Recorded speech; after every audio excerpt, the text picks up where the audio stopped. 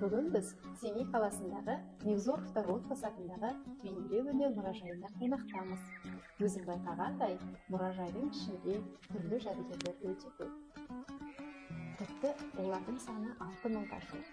Түрлі картиналар, әшекей бұйымдары, яғни қолөнер бұйымдары, солармен қатар археологиялық қазба байлықтары да бар. Әшекей бұйымдарына қарашы, назар аударыңыз.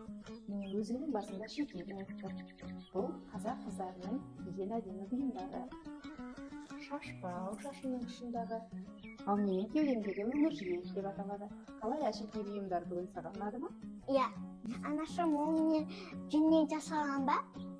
Иә, оның аты текемет деп аталады. Текемет, сырмақ бұрын келетін болса, сені тағы да бір қызықты жерге апарайын.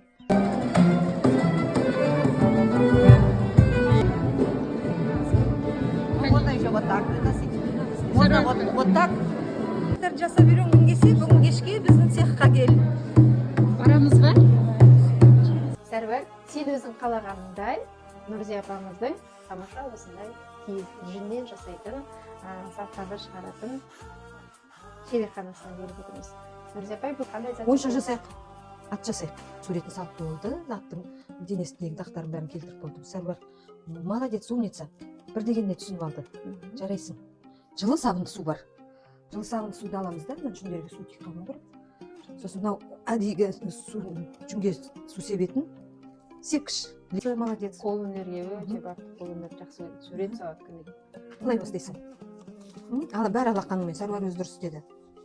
Тығыздай пісіреміз дейді. Пісіреміз деген не деп түсінеді? Ол пісіру деген қазақта кигізді тығыздауды пісіру деп айтқан. Жарайсың, Сәрвар, молодец. Тағы да қатайтып істей бер.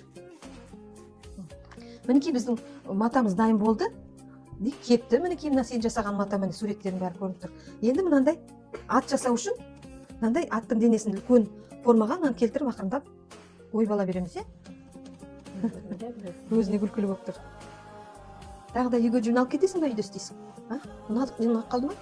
Онда дәл осындай тағы да біреу жасаймыз да, екінші жағын жасырамыз, иә? Жұмсақ ат шығады. Аттың төрт аяғын мінекей Сәрвар өзі көмектесті.